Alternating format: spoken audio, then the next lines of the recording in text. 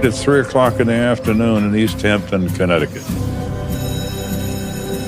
High school kids have just gotten out of school. They're not prepared to go home. They want to go to a local hangout area known as Engle Falls. Ugh, I can't believe it's only Monday.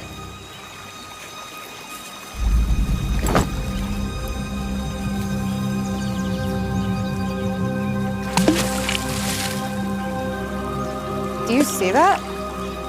See what? What is that?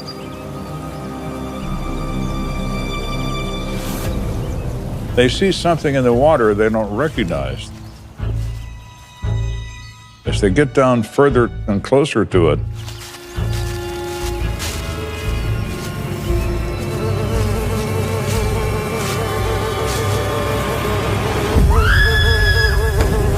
they realize it's the body of a woman face down in the water with her hands tied behind her back.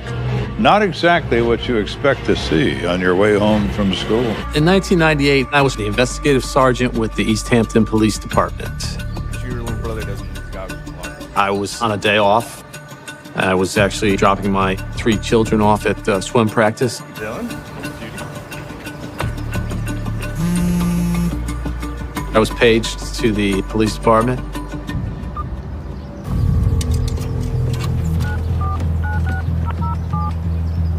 Yeah, this is Kelly. I was informed that I needed to come into work because there was a victim found in a remote area in East Hampton. My reaction at that time involved a lot of questions, of course. East Hampton was a sleepy bedroom community. It's a small town. They haven't had a homicide for 10 years, but he gets the call that they have one now. I was always looking to get involved in the big one. I really had no idea what was to come.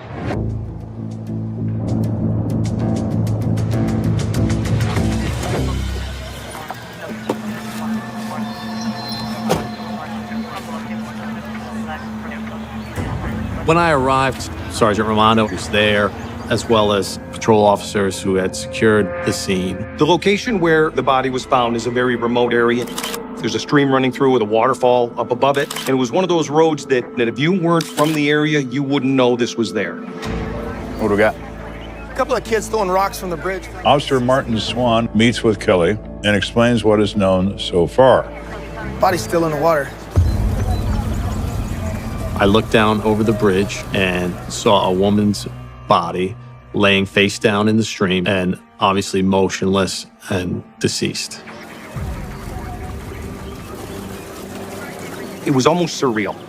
It was a scene that you would see out of maybe an Alfred Hitchcock movie or something. We summoned the State Police Major Crime Squad for evidence processing, and crime scene technicians were responsible for securing and recovering any evidence at the scene.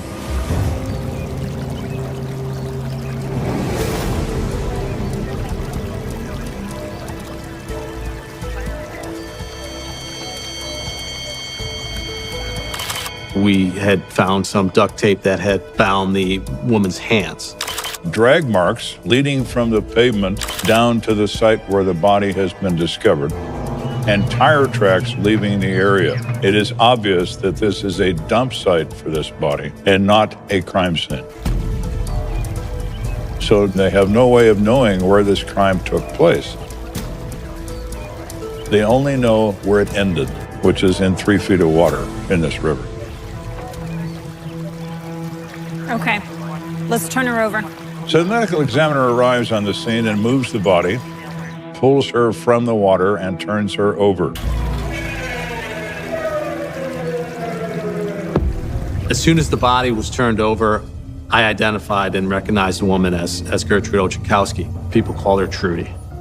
She's 60 years old. She's born and raised in East Hampton and has lived in this small town all of her life. She's reported missing this morning. Found a car parked in town. Officer Martin Swan informs Kelly that at 7:40 that morning, he was called to a laundromat in town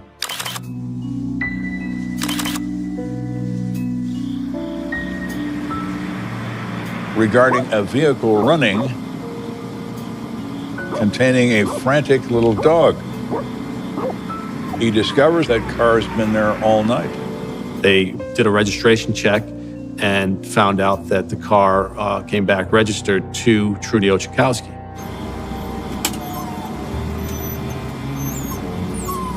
He gains entry into the car.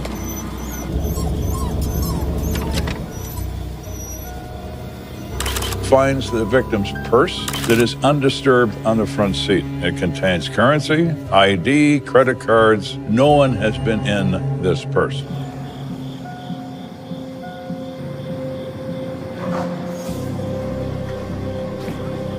He goes into the laundromat and finds wet clothing and a washing machine, most likely belonging to this victim. Where is she? She would never do that. She would never leave her dog, especially for that extended time. And something's wrong. And now all these officers are standing on a shoreline looking at the result of what that wrong was.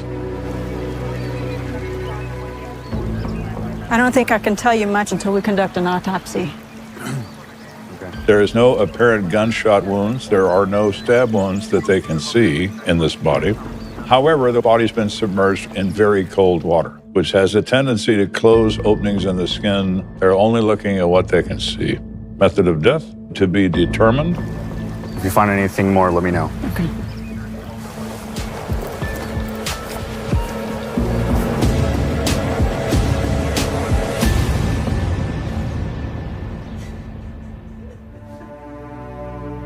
We had to, at that point, tell Trudy's daughters that their mother had been murdered.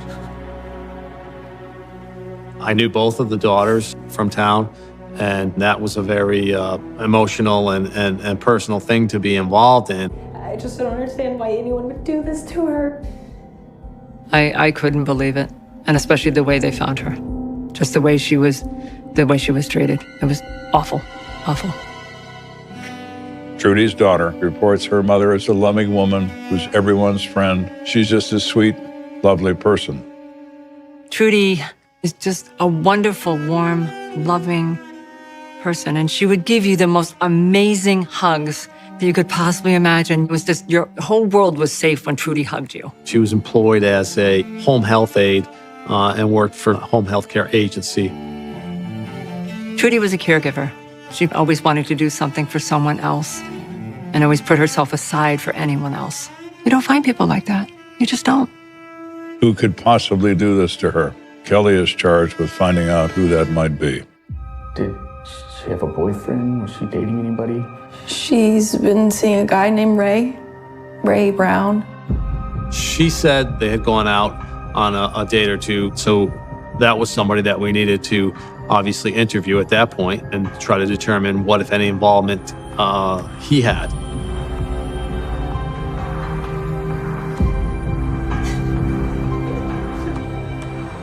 So Raven Brown, as advertised, comes in and speaks to Kelly. How long have you and Trudy been seeing each other? We just started to get to know each other. He really likes her, but she sees him as a friend and a friend only. Well, Mr. Brown, you may not see it this way, but as a homicide detective, I see you as a potential suspect.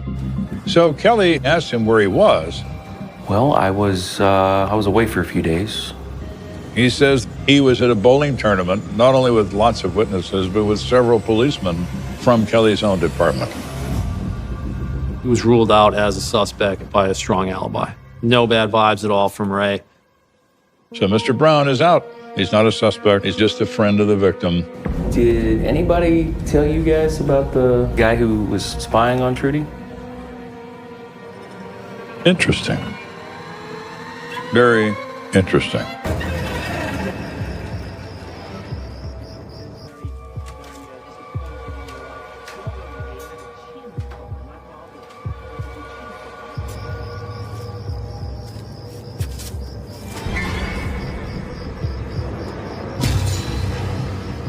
She was worried about a man appearing in her window at her apartment.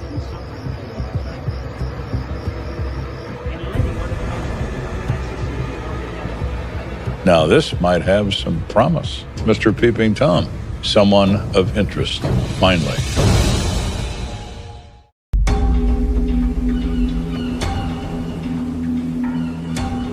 So now Kelly knows about the Peeping Tom thing.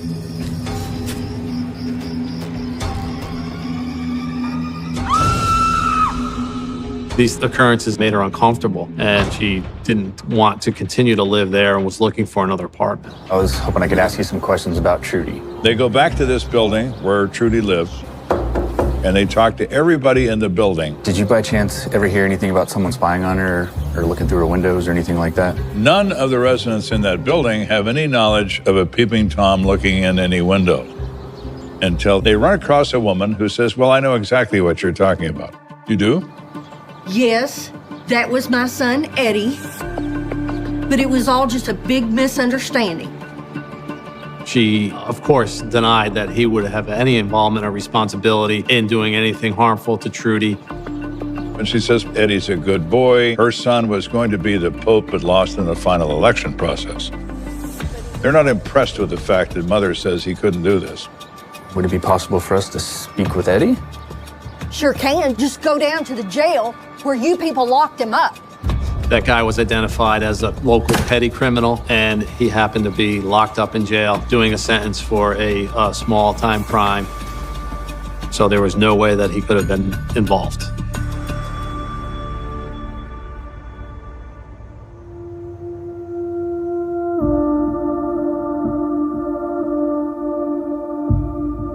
The next day, the medical examiner did an autopsy on the body. Ultimately, you're looking for any other evidence that could be part of that crime. Could there be hair follicles or, maybe scrapings under the nails if there was some type of altercation or struggle that went on?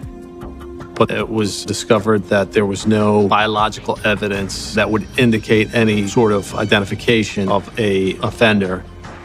But the cause of death was determined to be manual strangulation. There were some signs of trauma in certain areas that would be associated with sexual assault, in addition to some bruising indicative of violence to the head and face.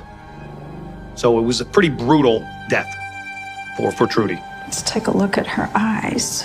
There is a blue contact lens in the left eye. There is no contact lens in the right eye, so that's missing. What's that? You see that? He finds the backing to a gold earring in her hair, but only the backing.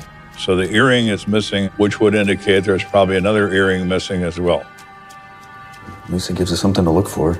Kelly knows if he can find the missing earring and or the missing colored contact lens, it will lead him to his crime scene. Thank you very much. If you find anything else, let me know. Who could do this? Who could do such a horrific thing? You always have that question of, why? Why would you do something to someone that was so beautiful?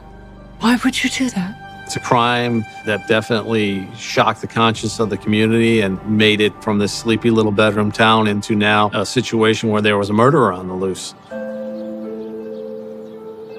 There's an old cliche that people in small towns always offer up when there's a violent crime. Things like that don't happen here. Unfortunately, things like that do happen in small towns. There are good people who lead their normal lives, but there are also monsters. And once in a while, they show themselves. This type of crime did not and does not happen in East Hampton. It was just the one that rocked it to its core.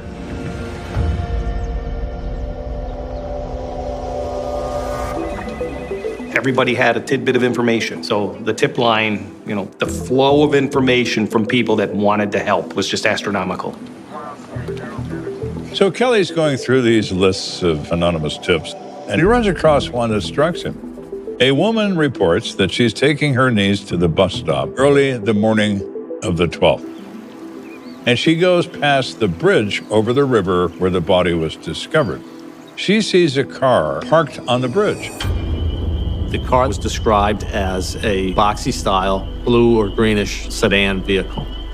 It was very out of the ordinary for a car to be parked there. So why is it parked there? Well, maybe it's parked there because the occupant is dumping a body into the river from this car. Kelly makes a note that maybe, just maybe, something like that car is the one used. So Kelly does what homicide detectives do. He continues to contact people who know the victim.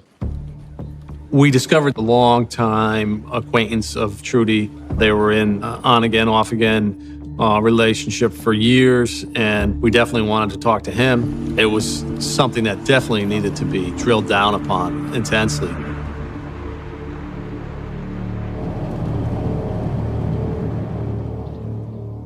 Thank you for agreeing to meet with me, Mr. Jameson. We asked him about their relationship, what the status of it was at the time.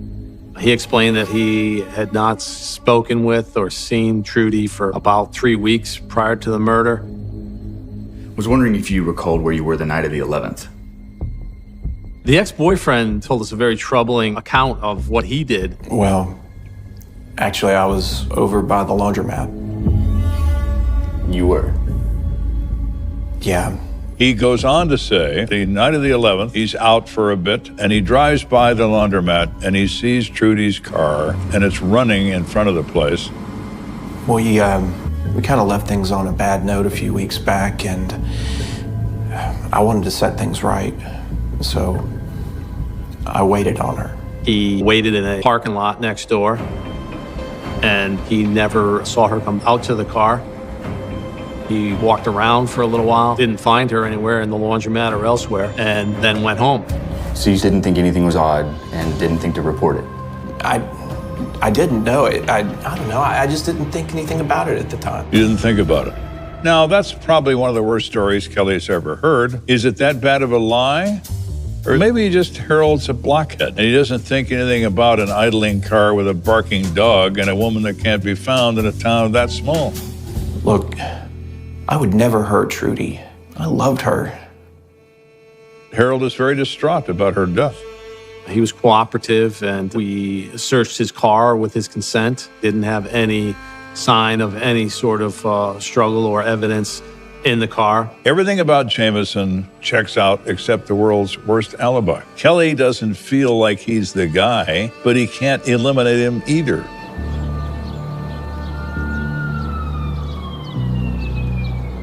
So Kelly and the chief of police are discussing this case. Sergeant Kelly. When a phone call is received from a witness. Okay. Don't touch anything. All right, I'll be right down. They found something at the apartment above the laundromat. A carpenter who was working on renovations in the building, as he was cutting some wood, this earring appeared. He could see it glowing outside of the sawdust. The word travels like wildfire through this town that this woman's been murdered. And he immediately knows that this has got to have something to do with it. This has got to be Kelly's crime scene, and he's on his way to prove it.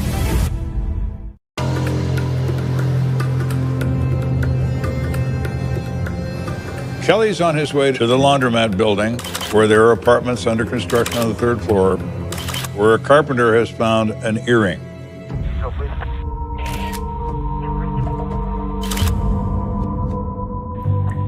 At that point, we had the Major Crime Squad respond. They began their scene investigation, and amazingly, one of the crime scene detectives found a contact lens in that room as well. And it's the missing blue-tinted contact lens from the right eye of Trudy. There's no question in anyone's mind that this is a crime scene where Trudy Ochenkowski met her death. The finding of the crime scene indicated to us that it had to be somebody with a good degree of familiarity and access and comfort with the building. The carpenter says only 2 people have a key to this door. Well, there's Frank. Oh, the guy that owns the place. We were quickly able to rule Frank out by solid alibi that he was not there in town in order to be able to commit the crime. The only other guy is the maintenance man, Brian Tuttle. So Frank is out. However, Brian Tuttle is someone he hasn't heard of before. We were not that familiar with Brian personally, but he was from a local family, and certainly with his employment at the building, he clearly had to be considered as a suspect in this. So when Kelly returns to his station, he does a background check on Brian Tuttle. He moves from being a person of interest to being a prime suspect. Chief, you're not gonna believe what I found on this Tuttle suspect. He had a prior conviction for a stranger abduction and sexual assault. And he had recently gotten out of jail. So that was a big moment in the investigation. Kelly's a homicide detective, and he knows what that means. He's been caught once. How many times has he not been caught? Kelly wants to talk to him, and wants to talk to him immediately.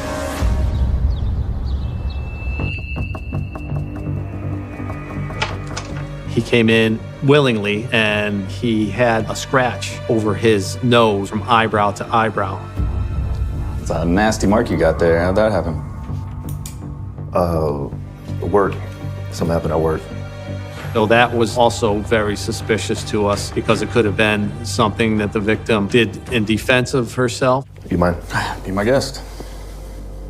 Tuttle was very sketchy, very nervous about the fact that we were approaching him.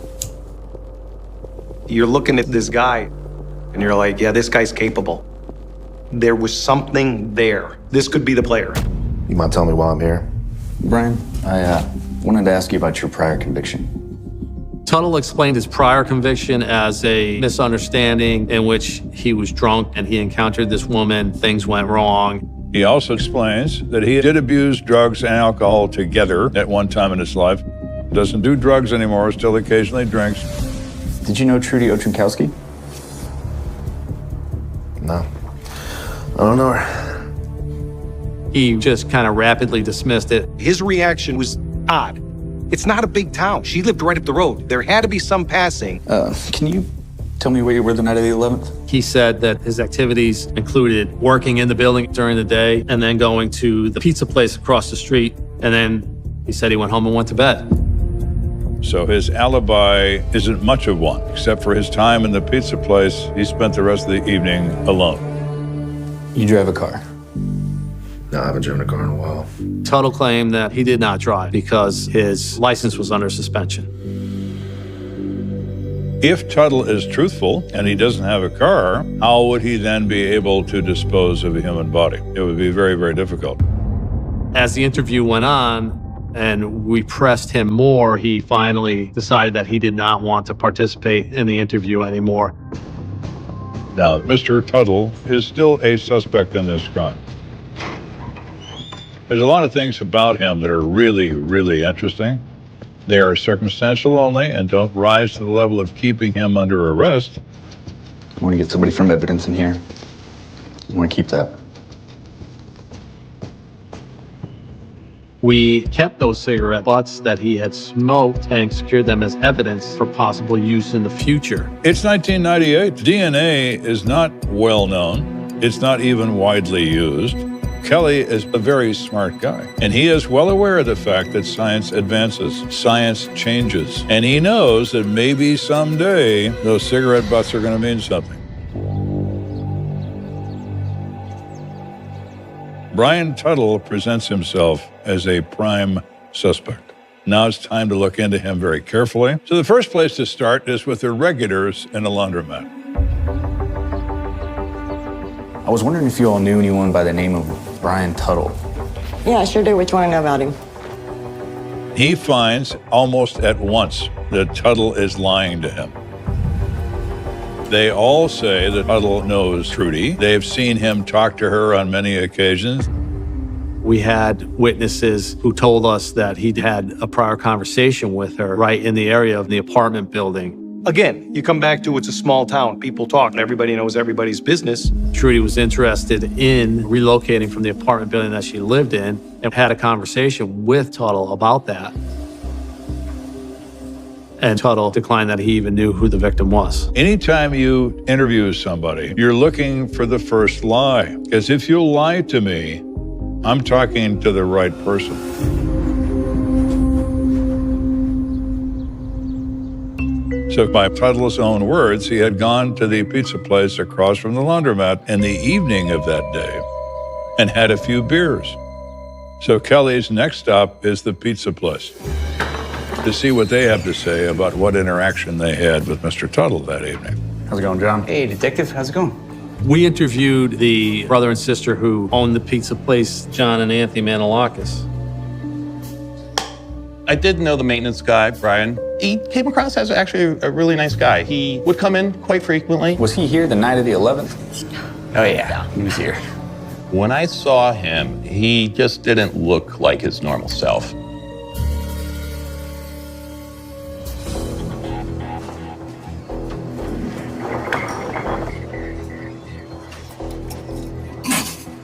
The biggest thing I remember were his eyes. They were just so red, so glossy. They described him as being depressed and definitely under the influence. Hey, you doing okay, Brian? You seem a little upset. My girlfriend, man. Apparently, the woman that he was with, I guess he caught her with another man.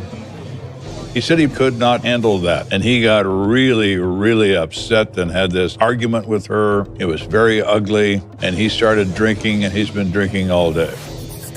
So my sister came out, and she sat down with him. And apparently, he was asking her to go to this local bowling alley down the street there. Come on, you can come just a little while, right? No, I don't think I can. We're about to close up shop, so I need to help my brother out. It was a very uncomfortable scene. I knew there was definitely something off.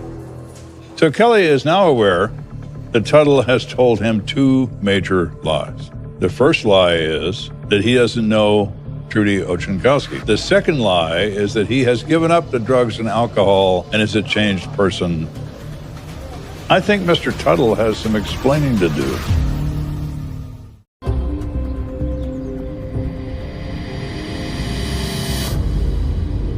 So now Kelly brings Tuttle back in for a second interview to confront him about these problems with his statements. We know you knew Trudy. We've got people that saw you converse with her.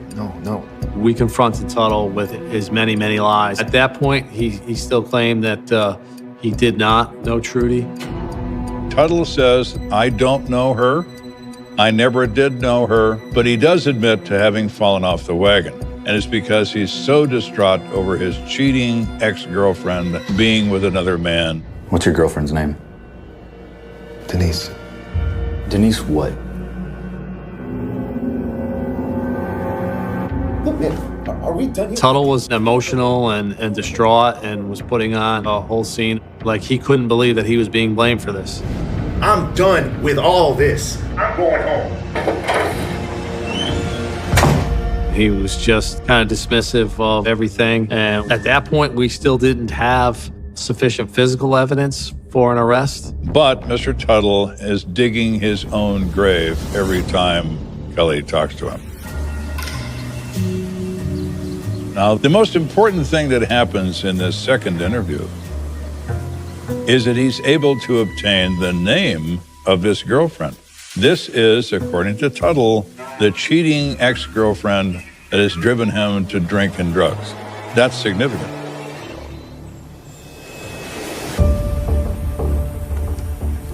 So we went out and interviewed the girlfriend.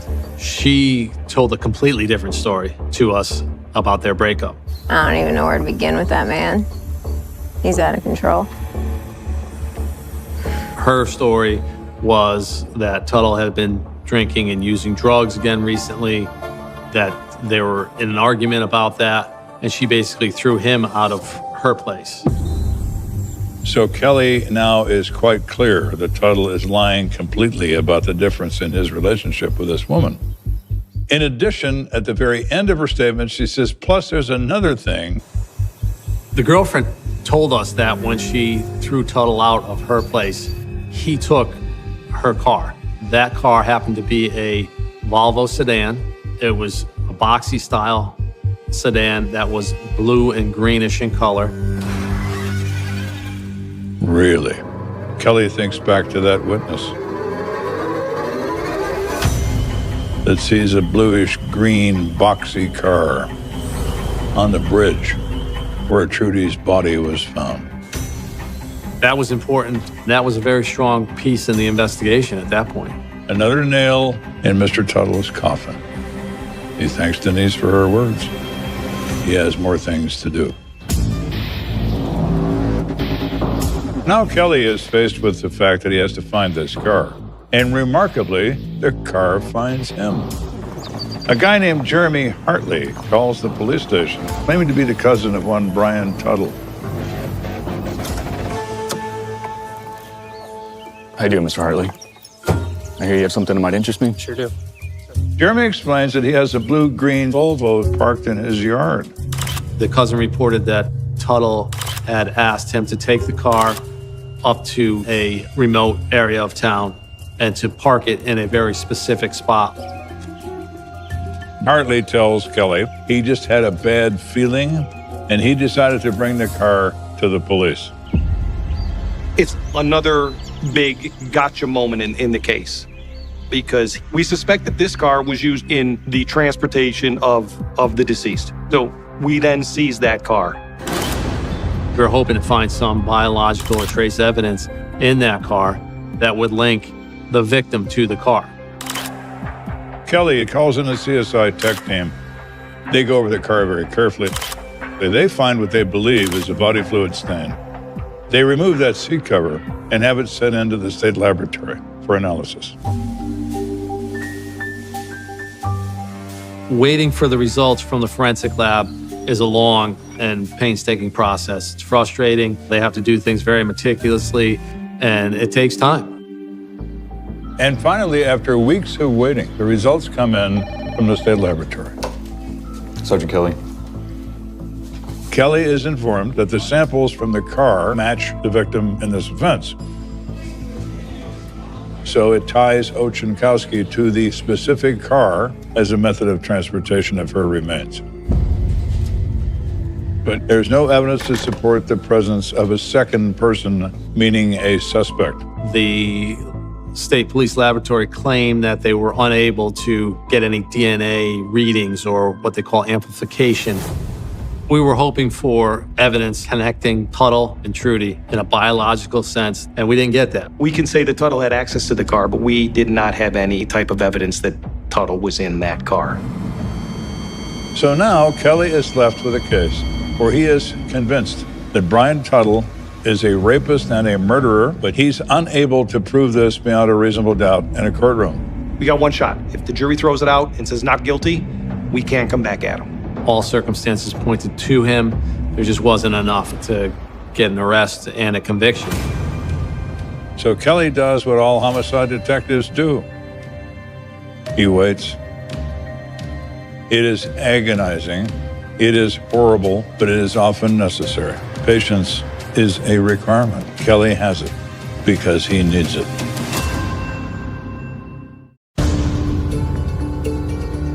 Kelly wants to prosecute Tuttle and knows he cannot. They have to wait for some other method to tie Mr. Tuttle to this crime unequivocally. The frustration of living with the case was very heavy to have to deal with day in and day out. It's even more difficult in a small town when everyone sees you as a stumbling block between justice and the death of a beloved member of the community. You see these people at church, you see them in a grocery store, you see them all the time, and you see the look they give you, the look of blame, the look of guilt. It was difficult to face the daughters. There was a lot of things that I could not tell them because it had to be kept confidential. It was very frustrating not to get those answers. Why would somebody have done that? How could you? How could you do something like that? We knew the scuttlebutt going around town. We were the small town cops. We didn't know what we were doing. We screwed up. Now, to Sergeant Kelly's, testament, he didn't quit. We were just piling up all the evidence that we could. But the more time that passed, it became a strong reality that I was still absent some linking pieces to bring this whole thing together and get a conviction.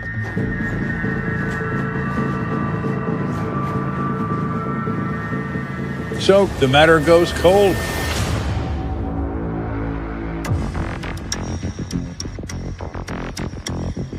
It stays cold until the year 2013. This case came down to the science. Technology had advanced in a rapid way, and The lab was able to identify DNA in this biological material that was in the car. They're able to draw semen from the body fluid stains, which they then apply to the cigarette butts that Kelly was so clever to keep when he first talked to Tuttle, and finds a direct match to Brian Tuttle. There were strong matches from the cigarette butts to Tuttle's contribution to the DNA in the car. We had him at this point. The numbers were so astronomically through the ceiling that we had him. So the arrest warrant signed, and now we have to locate Tuttle. And to Sergeant Kelly's diligence, he knew that Tuttle was residing in South Carolina. So a team of investigators from the State's Attorney's Cold Case Unit went down and arrested him in South Carolina and transported him up here to Connecticut. They attempt an interview. Tuttle, of course, declines. He won't say a word. But the likelihood is great that the crime occurred in the following manner.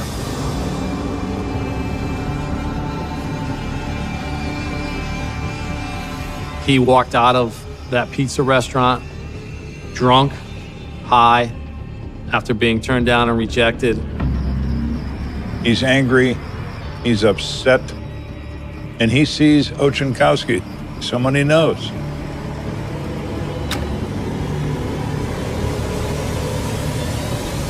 One must keep in mind that sexual assault is not a crime of sexual gratification. It's a crime of the punishment of women.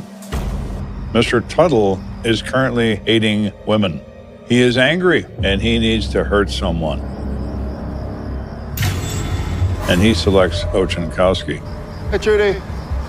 Hey, Brian. Hey, did you want to check out the empty apartment upstairs I was telling you about? I've got the dog in the car. Oh, it'll only take a minute. Okay, I'll take a peek real quick. Yeah, come on. So lured her up into this apartment building. Trudy went with him innocently enough. You know, she didn't feel threatened by him. She had no idea she was placing herself in that type of danger.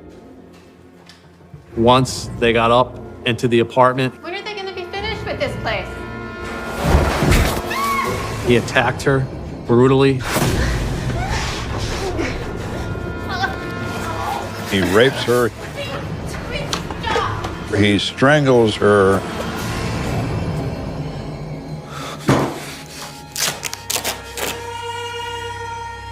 She was bound by duct tape, carried her down the stairs, and put her in the backseat of the Volvo. Drove her down there to the stream in the early hours of the morning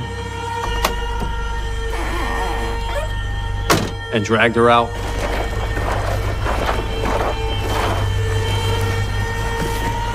And threw her into the stream.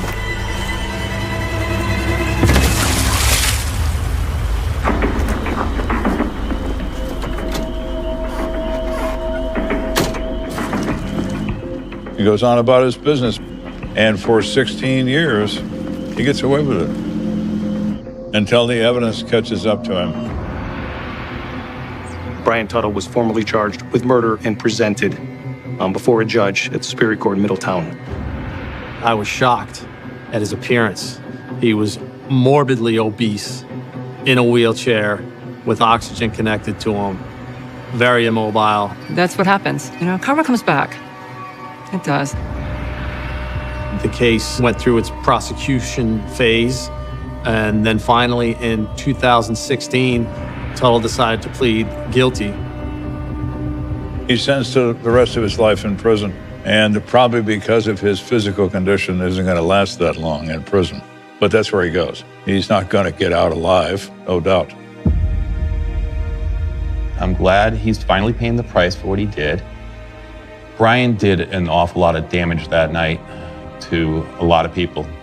To Trudy, to her family, to the town. It's just a good thing that it's finally done. He took one of the most beautiful people out of this world that was loved. and that was so kind to people and so caring. She's truly missed. Trudy is truly, truly missed. We heard that we were the small town police department that we couldn't investigate anything. But we knew we could do the case.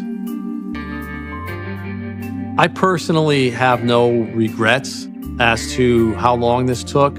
I have a lot of frustration, and I also have a lot of satisfaction. If I had not resolved this case to this day, I still would be working on it to resolve it. Justice is provided.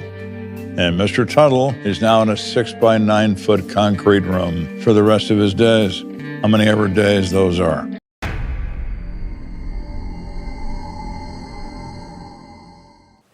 A young woman's body was discarded in the desert. I mean, that's sick. That is definitely sick. Who was responsible? Everyone where Yolanda worked at were scared for their lives also. And why were the police the ones being questioned? I mean, what exactly is going on here?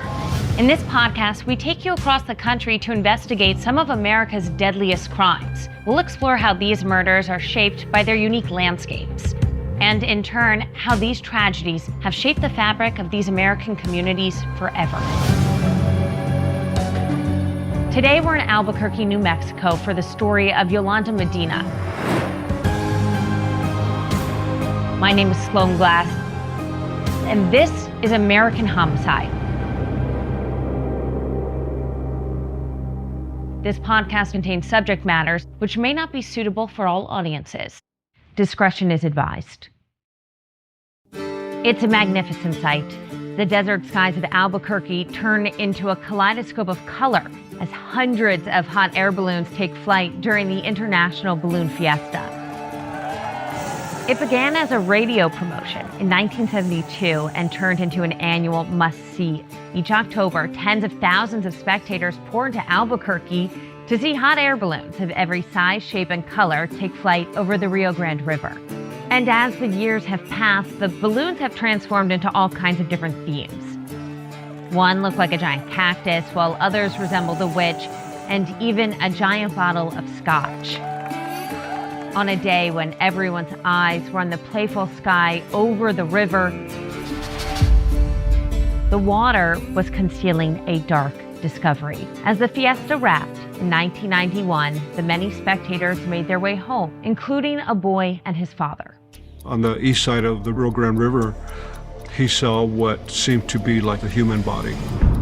Detective Tony Lopez investigated. They immediately then called 911, and we were dispatched. Detective Lopez worked for the Bernalillo Police Department, a small town about 15 miles north of Albuquerque. Very close-knit town. Population at that time, back in 91, was approximately 6,000. I hate to say this, but they didn't like outsiders. At the time that I got hired with the town of Bernalillo, there was 3 of us that were outsiders. The chief of police, my captain, which was Greg Marcantel, and myself.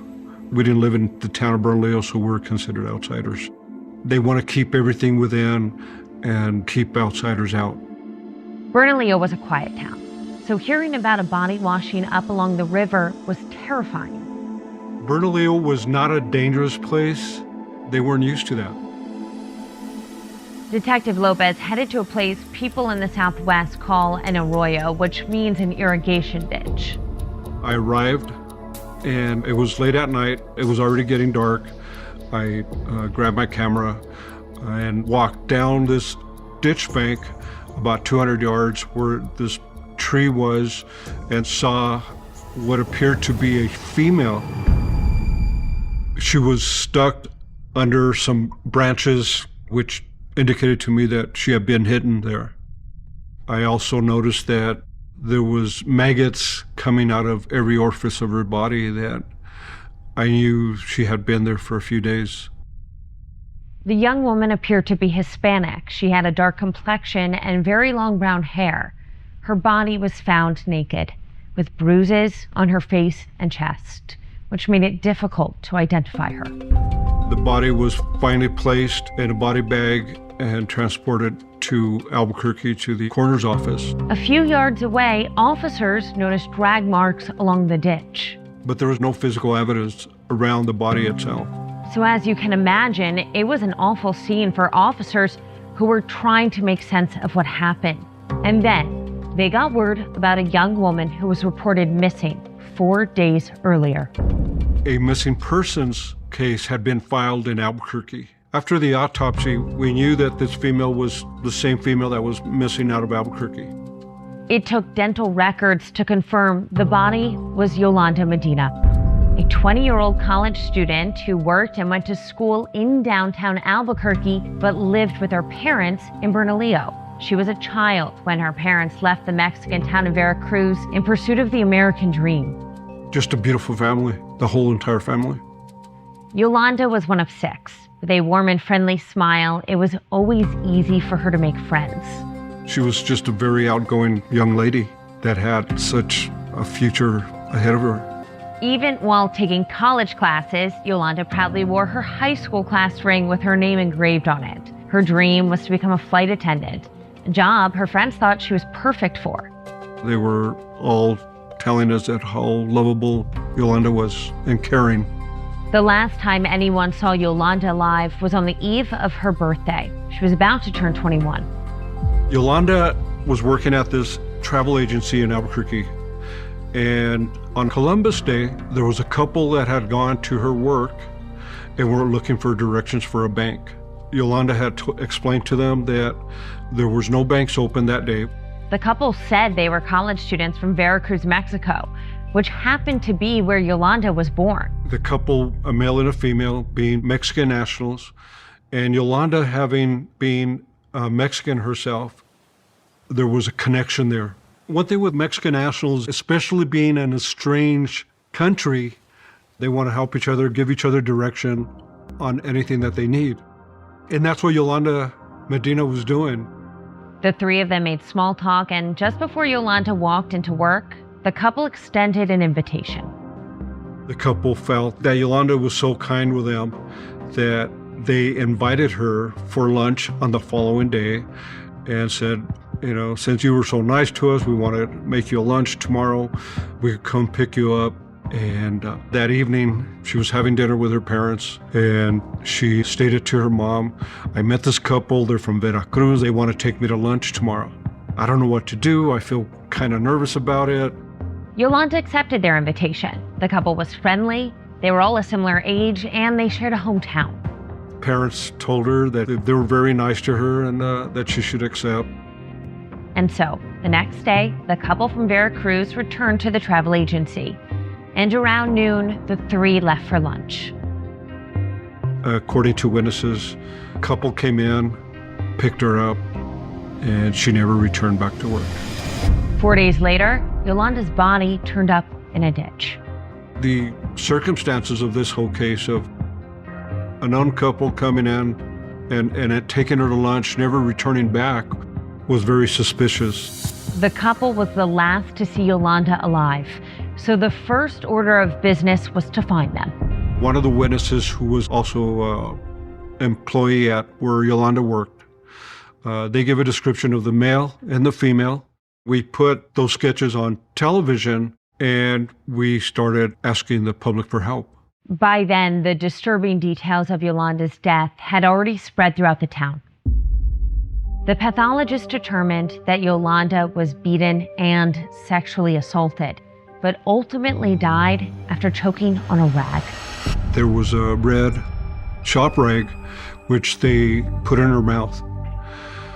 And as Yolanda Medina was fighting for her life with all she had and trying to breathe, that rag ended up killing her. And that's what asphyxiated her. The rag was found lodged in her throat. Can you imagine? I've never forgotten that. Never will.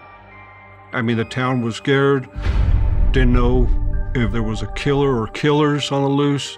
It wasn't something that occurred every day. Everyone where Yolanda worked at were scared for their lives also. They didn't know if she was targeted or it was just a thing that happened. For a small police department in the suburbs of Albuquerque, the case took precedence. For Detective Tony Lopez, it became personal. It was my first homicide, and being that it was a very young girl, my goal was I was not going to stop till I caught the people who were responsible for this. So when I hit it, I hit it. I wanted to make sure that I got closure for the family. I knew it was not going to bring Yolanda and Medina back to them, but we were going to find out who did it, and we were going to catch them, and they were going to pay for it. Detective Lopez was determined to solve this crime, which makes it all the more mind-boggling that by the end of the investigation, Lopez himself would be a suspect. On June 11th, 1998, a deputy from the Los Angeles County Sheriff's Department went missing. It's an all-out manhunt for John Auger. Every search and rescue team in LA County has been called in to help. Within days, tips started flooding into the sheriff's department. The rumor around the drug scene was that a deputy was taken care of. Is this the story of a man who just got lost in the desert? Or of a cover-up inside the nation's largest sheriff's department? A homicide captain saying, "Detective, do not find out if this guy's guilty or innocent." Who does that? Valley of Shadows, a new series from Pushkin Industries about crime and corruption in California's high desert. Do you have any advice for us while looking into this disappearance? I wouldn't do it alone. Listen to Valley of Shadows on the iHeartRadio app, Apple Podcasts, or wherever you get your podcasts. You know Roald Dahl, the writer who thought up Willy Wonka, Matilda, and the BFG. But did you know he was also a spy? Was this before he wrote his stories? It must have been. Our new podcast series, The Secret World of Roald Dahl, is a wild journey through the hidden chapters of his extraordinary, controversial life. His job was literally to seduce the wives of powerful Americans. What? And he was really good at it. You probably won't believe it either. Okay, I don't think that's true. I'm telling you, the guy was a spy.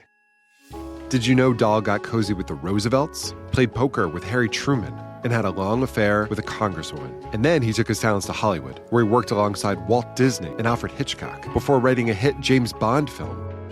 How did this secret agent wind up as the most successful children's author ever? And what darkness from his covert past seeped into the stories we read as kids? The true story is stranger than anything he ever wrote. Listen to The Secret World of Roald Dahl on the iHeartRadio app, Apple Podcasts, or wherever you get your podcasts. Season 1 of Crying Wolf is here. We're thrilled to keep sharing these jaw-dropping stories with you. And now there's even more to discover. With an iHeart True Crime Plus subscription, only on Apple Podcasts, you'll unlock 100% ad-free listening on Crying Wolf and other fan favorites like Atlanta Monster, What Happened to Sandy Beale, and Sympathy Pains. Don't wait. New episodes are ready for you now. Open Apple Podcasts, search iHeart True Crime Plus, and subscribe today.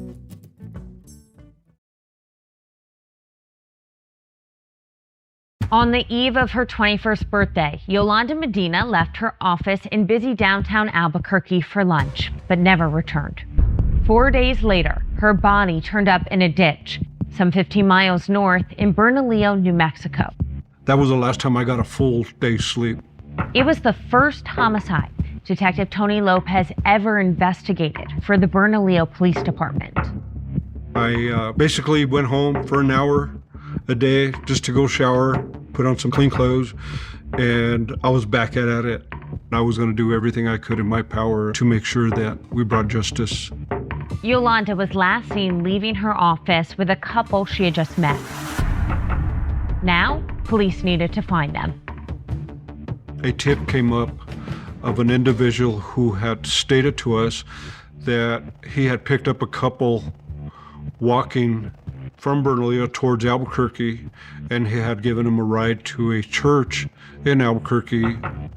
Not only did the couple fit the description of the sketch the police had, but they told the guy who picked them up they were college students from Veracruz who had been robbed and needed a place to stay. One thing with Mexican nationals, they look for churches for immunity. Back in 1991, and even today, most churches in Albuquerque offer sanctuary to migrants. So they referred this couple to another church where they might be able to stay and would get help. I went to the church, talked to that pastor to try to find out if he knew anything about a couple that were staying there. The pastor took one look at the sketch and knew exactly who this couple was. Mario Torres and Catalina Tarin. They were staying in a basement at this church. Now stick with me here, because there are a few reasons. Out of all the people who have gone through his church, this pastor remembered the couple. For starters, they had conflicting stories on whether they were married. It was clear that they were trying to change their identity. And there was more. He had scratches on his face. So we have Mario, whose face looks very suspicious since it's covered in scratches. And then we have his partner, Catalina, who's also raising eyebrows because she's just started wearing colored contacts. They wanted to get some IDs since they were here illegally in the United States. So the word got around that this couple needed help. I discovered from this pastor that there was a lady who had been helping them. So the priest directs Detective Lopez to a woman named Tina Unali, who readily told detectives she helped Mario and Catalina get fake identification cards. She wanted to help. She stopped by the couple's room at the church, but after having a glass of water, she felt something was wrong. They wanted her to drink this glass of water, and Tina Unali's telling them she didn't want any water. She went on Thursday. But they were pushy, and Tina eventually took a sip. She said the water was warm and tasted weird. And they're still trying to convince her to drink this water. Catalina left the room and closed the door behind her. This left Tina alone with Mario. Mario Torres then starts putting moves on Tina Unali, coming onto her, tries to hug her and tries to kiss her. Tina Unali then cusses at him in Spanish. She goes, "I'm married." And he says, "I'm married too." And in the basement of the church, Mario suggested a wife swap. She told him, "Well, you better back away, because if you don't, I'm gonna kick your ass." She's a Hispanic woman, loves to be around motorcycles. So she's been around tough guys, and she's a tough girl. Thankfully, Tina was able to escape Mario. Her instincts were right on. Police believe that that weird tasting water was drugged, and the couple had intended to sexually assault her. She felt so blessed and lucky to get away and not become a victim. Tina's escape happened only a few days before Yolanda Medina went missing, upping the urgency for detectives to find this couple. They were clever and dangerous. Detective Lopez knew it wasn't going to be easy to catch them. I parked across the street from this church, and I saw a vehicle with a Hispanic couple in the vehicle leaving with a priest. And I saw that the priest had pulled over about a quarter mile away at a video store. The couple got out, stood in front of that video store for a little while, and as I'm doing surveillance, they're walking right in front of my vehicle. Now, standing with a priest just a few feet away were Mario and Catalina. Same picture from the sketch that we had, identical. So I immediately approached them and asked them for their names. The male told me that his name was Mario Torres and the lady was Catalina Tarin. The male was trying to be very cooperative, and the lady had a very mean look, giving me dirty looks, mumbling to the gentleman. She didn't look happy at all. The couple had fraudulent Social Security cards, so Detective Lopez called for INS. INS took detention of them, which at that time, it allowed us to obtain a search warrant for the room that they were living in there at the church. During their search of the couple's room, detectives were actually shocked by what they found. During our search warrant, we discovered a class ring with Yolanda's name engraved on the inside. The jacket that she was last seen in was also discovered in that room. Police also found fake IDs. And then there was this, a gold necklace and bracelet that belonged to Yolanda. Suddenly, all the missing pieces of the puzzle came together for detectives. At that time, when we had this evidence against this couple, you would think there would be some excitement, but there really wasn't, because it was far from over. At this point, the district attorney's office entered the investigation. And the church where all of this happened was very familiar to Deputy DA Michael Cox. Oddly enough, if I looked out my window, I could see the church. So it probably happened across the street from where I was. This church was actually across the street from the district attorney's office. That was the place that they had been offered as a sanctuary. And that's where we believe the crime was committed. This was a tough case for a defense attorney. There was a lot of evidence. There was blood. There was a drag mark that appeared to be a body that had been pushed or moved. They also found the most damning evidence, and it's the most disturbing.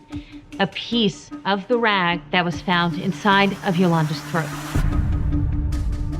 Well, the rag was actually used to help kill her. She was partially asphyxiated with a rag, torn, red shop rag. And the piece in her throat was matched to the piece that was found in the church basement. The most unholy act happening in such a sacred place. I was troubled by the fact that they used churches. That seemed to me to be one of the worst things, that they killed her in a church where they were given sanctuary and used it for not just kill her, but try to kidnap and rape another woman. And then they went from there and took all of the stuff they'd gotten from the crimes and went to another church that was giving them sanctuary. It was a behavior the deputy district attorney had never seen before. They preyed on people who were helping them. And that seemed particularly evil, frankly, because every one of the victims, especially the women, the one who was killed and the one who escaped, became victims because they were trying to help these two people. That seemed particularly awful to me. Mario and Catalina were deadly con artists. They were dangerous people. I think the pair of them were so deadly because no one expected them. Police finally made an arrest.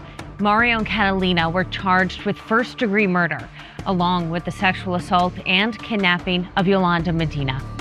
Despite the evidence, prosecutors were facing an uphill battle. On June 11th, 1998, a deputy from the Los Angeles County Sheriff's Department went missing. It's an all-out manhunt for John Auger. Every search and rescue team in LA County has been called in to help. Within days, tips started flooding into the sheriff's department. The rumor around the drug scene was that a deputy was taken care of. Is this the story of a man who just got lost in the desert? Or of a cover-up inside the nation's largest sheriff's department?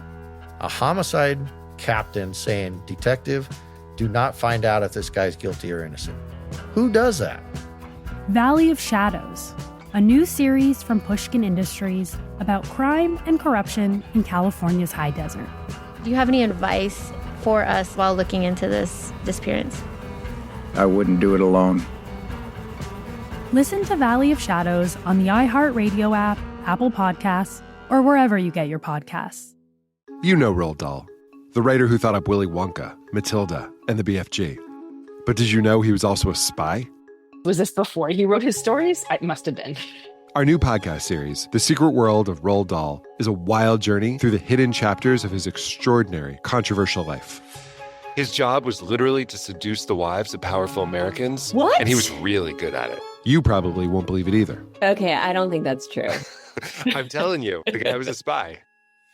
Did you know Dahl got cozy with the Roosevelts, played poker with Harry Truman, and had a long affair with a congresswoman? And then he took his talents to Hollywood, where he worked alongside Walt Disney and Alfred Hitchcock before writing a hit James Bond film. How did this secret agent wind up as the most successful children's author ever? And what darkness from his covert past seeped into the stories we read as kids?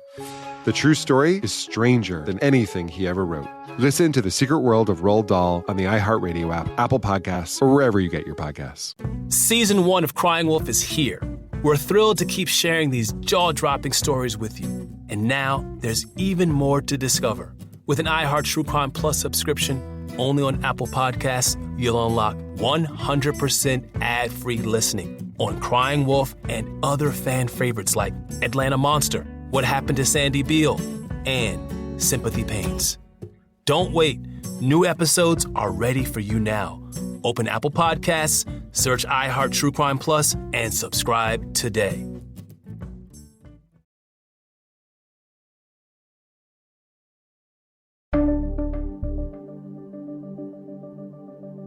Bernalino police arrested Mario Torres and Catalina Tarin for the murder of Yolanda Medina. If convicted, the couple faced the death penalty. In 1991 in New Mexico, prosecutors were asking for the death penalty, particularly in cases that involved any kind of kidnapping or rape. Attorney Gary Mitchell was assigned to represent Catalina Tarin. I found her very pleasant, very nice, very meek. This is not somebody that I would ever envision doing harm to anybody.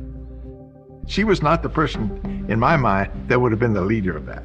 Not only that, but he also felt the case against his client was entirely circumstantial. I guess it never occurred to him that all that charm came from a psychopath. It turned into a homicide case after they said, well, wait a second. Miss Medina mentions they're going out with these people, and track that and follow that up, and then she never comes back, and the last people she supposedly with are in jail. And let's see if we can tie all this stuff together. Some of these detectives tie this stuff together. I mean, I know these guys have great respect for them, but I thought this was pretty flimsy, actually. It seemed to me that we were jumping to some pretty good conclusions. I mean, if I wanted to kill somebody, who am I going to blame it on? The easiest people I can point to is immigrants or people that can't fight back. Catalina and Mario's trial was set to begin in mid-May of 1992. But on the morning of Cinco de Mayo, Catalina's lawyer received some shocking news. I get a call informing me that my client was deceased. Both of them committed suicide on the same night in the same manner at the detention center in Bernalillo County. I mean, what exactly is going on here? You heard that right. Mario and Catalina overdosed on their antidepressant medication on the same day, despite being in solitary confinement on 2 different floors. How does that even happen? Well, law enforcement speculates the two may have passed notes to each other. They saved up all their medications, wadded up and kept them in a ball or whatever, and then took them all at one time. I mean, it had to be a big ball bigger than a golf ball of medications that they took. You know, they just never took them all those weeks and were being prescribed these medications. That's what they died from. Wow, what is going on here? This is not what I thought when I first got this case. And sure enough, when she committed suicide, that pretty well in my mind said, yeah, she's under the power of somebody else. She took her own life because this guy told her to. And that sort of sums up this case. Obviously, it's a big story that the Medina suspects had taken their own lives. Cecilia Nimchek was the assistant district attorney. And this is where the story takes another turn. Mario left behind 2 handwritten suicide notes. And those notes left more questions than answers. Very lengthy, very long, written by him, denying that they had committed the murders, saying that somebody else had done it.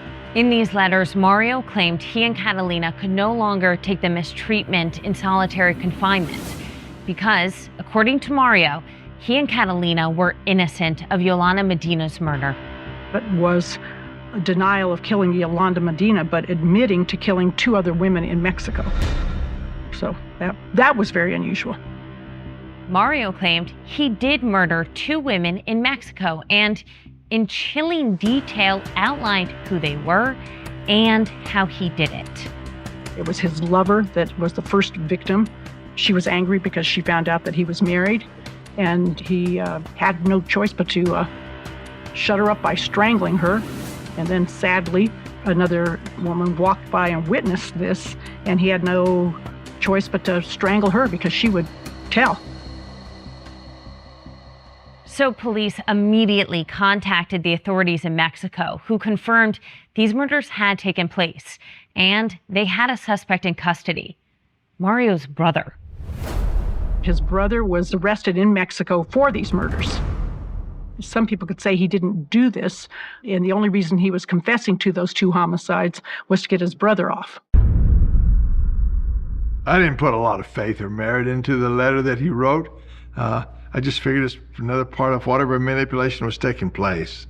And neither did the Mexican police. There was no evidence the Mexican police ever took Mario's confession seriously. And in these long and sometimes rambling letters, Mario claimed he used a fake name while he was in the United States. And then there was this bombshell. Mario claimed he and Catalina were set up by the police, and that the police were actually responsible for the murders. You know, that would maybe cause you pause to think whether or not they really did this.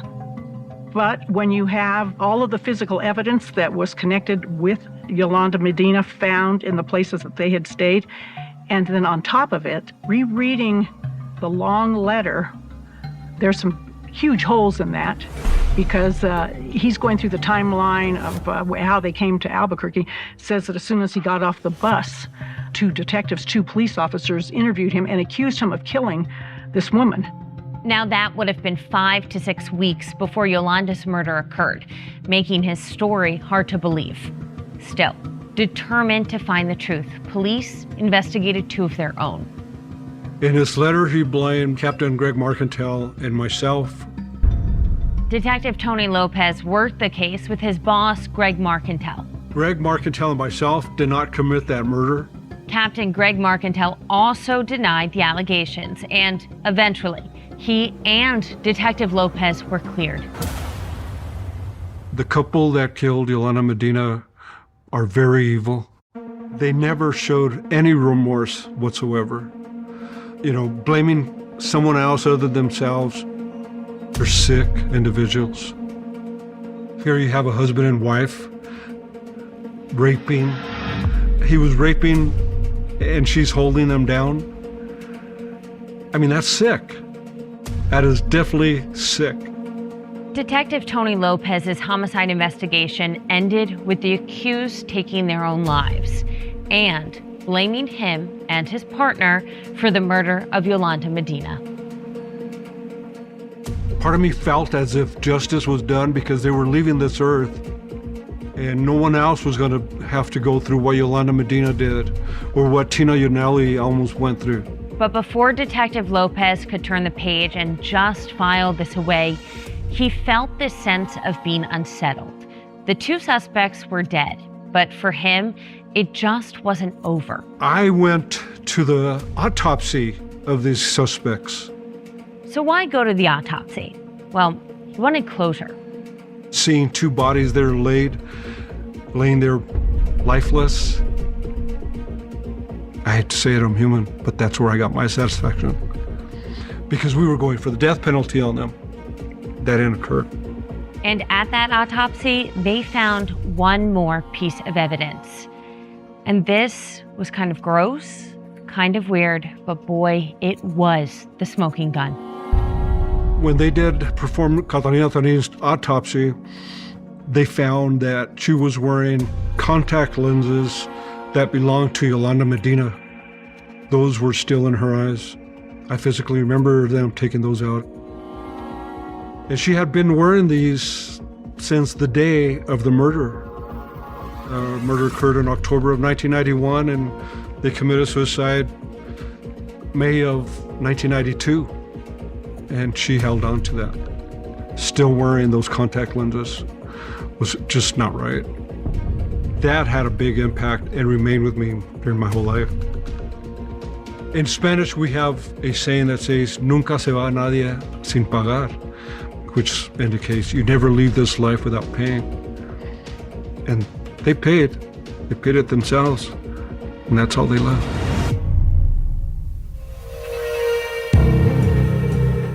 Next time on American Homicide, a mobster wanted in a triple murder engages in a game of catch me if you can. And before it's over, reddens a hit on the prosecution's star witness. Join us next week for the latest episode of American Homicide. You can contact the American Homicide team by emailing us at americanhomicidepod@gmail.com. That's americanhomicidepod@gmail.com. American Homicide is hosted and written by me, Sloan Glass, and is a production of Glass Podcasts, a division of Glass Entertainment Group in partnership with iHeart Podcasts. The show is executive produced by Nancy Glass and Todd Gans. The series is also written and produced by Todd Gans, with additional writing by Ben Fetterman and Andrea Gunning. Our associate producer is Kristen Mulcurry. Our iHeart team is Allie Perry and Jessica Kreinchak. Audio editing and mixing by Matt Del Vecchio. Additional editing support from Nick Aruka, Tanner Robbins, Britt Robichaux, and Patrick Walsh. American Homicide's theme song was composed by Oliver Baines of Noiser. Music library provided by My Music. Follow American Homicide on Apple Podcasts. And please rate and review American Homicide. Your 5-star review goes a long way towards helping others find this show. For more podcasts from iHeart, visit the iHeartRadio app, Apple Podcasts, or wherever you get your podcasts.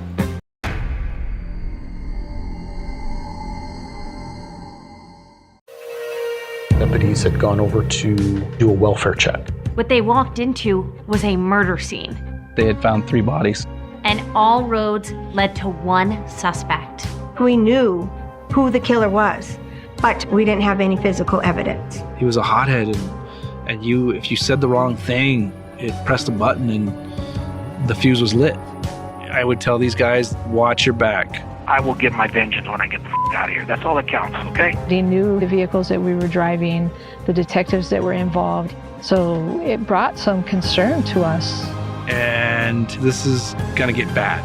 This is American Homicide, a show where we take you across the country to investigate some of America's deadliest crimes. We'll explore how these murders are shaped by their unique landscapes, and in turn, how these tragedies have shaped the fabric of these American communities forever. Today we're in Las Cruces, New Mexico. This is part 1 of Murder in the Desert. This podcast also contains subject matter which may not be suitable for all audiences. Discretion is advised. Just north of the Mexican border is Las Cruces. Las Cruces is in the far south end of New Mexico. It's a place Bob Senecal calls home. It's a very harmonious setting.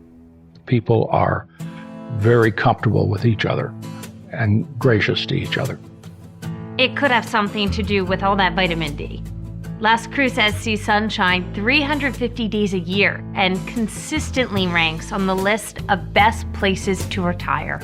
Think about the moon with lots of sun. This is a desert landscape. And it's also rich in history. This is home to Billy the Kid and a lot of the desperados and characters. The notorious outlaw, Billy the Kid, is known for evading authorities in the late 1800s. He's the subject of several old Western TV shows and movies. Billy the Kid was sentenced to death here in the town of Mesilla, which is just to the south of us. Bob moved to Las Cruces in the early 2000s and had no idea there was an outlaw living among them. We'll get back to that in a minute. Bob's home sat in the hills of an affluent section of Las Cruces. It's a neighborhood where numerous seniors lived, including a couple named Jill and Helga Delisle. There was a lot of commonality between us, especially myself and Jill. We were kind of brethren, I think you could say. Helga and Jill, very educated. They both got their doctorates in language. Helga came out to New Mexico State University with the intent of taking over the language department, which she did. She spoke 4 languages and was active in the local art scene. She and her acrylic paintings were well known in the area. As for Jill, he was an inventor who created a device that dug up a Christmas tree without severing its roots. And in 2010, he was about to sell another device that would extend gas mileage, and he planned to donate the proceeds to charity. But he spent most of his time in real estate. He started developing real estate investment trusts, and he and his partner did this on a regular basis. Without any children, Jill and Helga were always traveling back and forth to Mexico, Costa Rica, and South Africa. Jill had heart issues that caused him to slow down, so he put his name on the waiting list for a transplant. His spot came up in 1996. And He was very, very grateful to be alive. And his joie de vivre expressed itself. Gilles adopted the expression carpe diem, seize the day. He was French-Canadian, impulsive and fun-loving and daredevil, if you will. He was a good man. He was a buddy. Gilles was also a guy with a problem. He hired the contractor who built his palatial estate in Las Cruces to build some other properties. But the deal fell apart. The contractor blew through his budget and then took out a loan from Gilles but didn't pay him back. When his tab climbed over $1 million, Gilles sued him. They've been in court several times over the last 3 years. Their long legal battle was finally supposed to come to an end in April 2010, which thrilled Gilles. We were at his house for dinner, and Gilles said, the judge is going to make a ruling on Thursday and declare him bankrupt and take his assets. That Thursday, Gilles, Helga, and their business partner, Peter White, never showed up to court. Their lawyer called 911. 911 emergency. I'm a lawyer here in town. We had a special master sale scheduled for this morning, and my client intended to be there. He, his wife, and their friend, who was also my client. We can't get a hold of them on cell phones or on their house phone. Okay, not a problem. Well, we're sending someone out there to go ahead and check it out, and we'll get back to you as soon as we find some information out, okay? The DeLisle's home sits in a remote part of Las Cruces that's accessible by just 2 roads.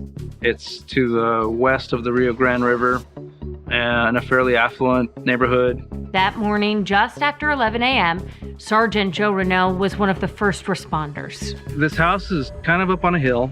It's got a very long dirt driveway. Officers walked past a Cadillac parked on the driveway and approached the home.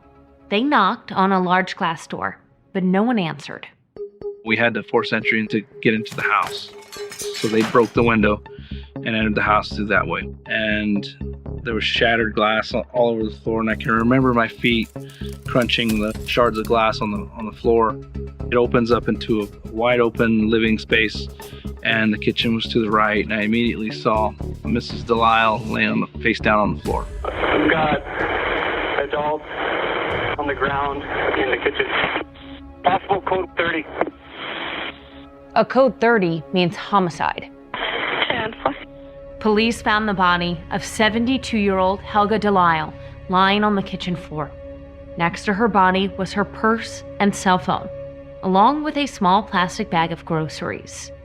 A narrow pool of blood extended from her head to the edge of the kitchen, where the hardwood met the tile of the dining area. The sergeant of patrol then took me to the other side of the kitchen counter, where I saw Mr. Delisle. 69-year-old Gilles Delisle was face down on the floor. His entire body was soaked with blood. I just couldn't believe how brutal it was. That's what was going through my head, that this was just brutal. So upon seeing a scene like that, I always go through a lot of different scenarios of possibilities in my head, and one by one kind of mentally check them off as I'm walking through a scene. And to me, it appeared to be an intentional homicide. Whoever did this just absolutely hated these people. With news of a double homicide, prosecutor Amy Orlando joined the team of officers at the scene. When you then enter the front door, you didn't see anything disturbed. The house was in pristine, like someone had just come and cleaned it. There wasn't anything turned over, nothing had been knocked on the floor. Aside from the 2 bodies and some shell casings from a 9mm gun, the kitchen was relatively clean. You saw some where somebody had tried to clean up some blood, and there was smears. The smears indicated that Helga's body may have been dragged into the kitchen next to her husband, who took multiple gunshots to the legs, chest, and head. So we believe that he tortured him to some degree before he finally killed him. Helga was still holding her purse. Her wallet was in there.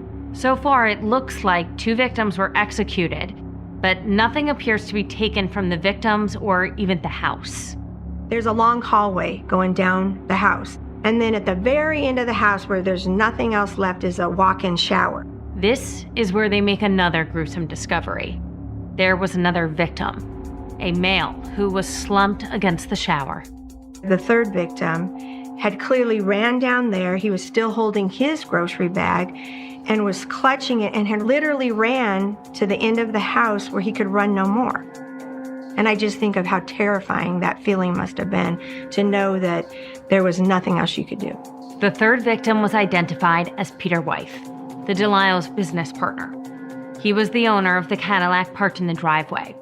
Investigators found an important clue inside Peter's grocery bag, a receipt. That, along with the receipt inside Helga's grocery bag, helped the detectives piece together an approximate timeline.